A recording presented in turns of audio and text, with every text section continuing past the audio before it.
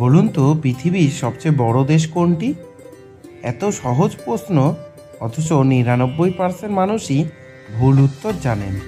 আপনি কি জানেন? চলুন তাহলে জেনে নেওয়া যাক আয়তনে বিশ্বের সবচেয়ে বড় দেশ কোনটি।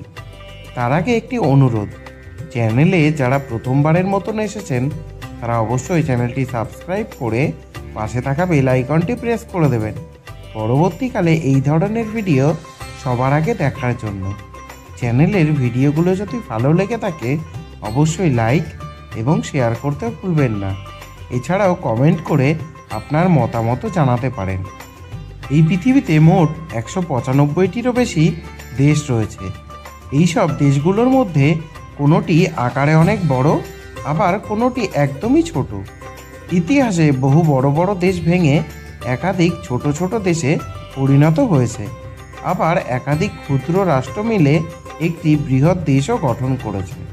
তবে ছোট দেশগুলোর তুলনায় বড় দেশগুলোতে ভৌগোলিক, জলবায়ুগত ও জীবজগতের অধিক বৈচিত্র্যতা লক্ষ্য করা যায়।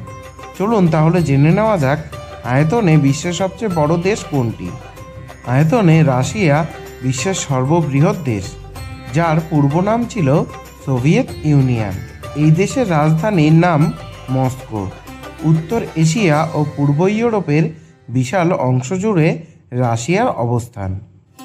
আয়তনে ইউরোপ মহাদেশের চেয়েও বৃহত্তম দেশ রাশিয়া।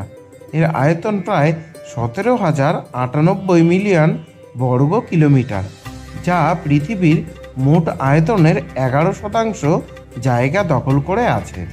চীনের মতন রাশিয়ার সীমান্তেও 14টি দেশের সঙ্গে সংযুক্ত। দেশটির জনসংখ্যা প্রায় 14 কোটি। দেশটি খনিজ সম্পদে পরিপূর্ণ, তবে তার বেশিরভাগ এখনও উত্তোলনযোগ্য নয়।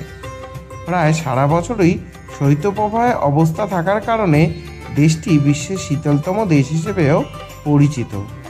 অপরদিকে কানাডা হচ্ছে পৃথিবীর দ্বিতীয় বৃহত্তম এবং শীতলতম দেশ। এই দেশের রাজধানীর নাম অটোয়া। এটি উত্তর আমেরিকার উত্তরাংশে অবস্থিত।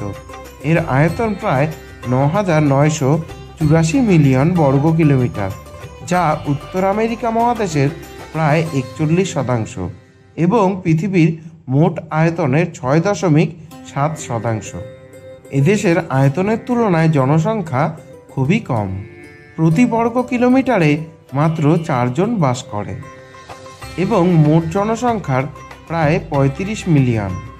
এছাড়াও এই দেশে সমুদ্র উপকূল রয়েছে, যা পৃথিবীর অন্য যে কোনো দেশের তুলনায় দীর্ঘতম সমুদ্রপথ।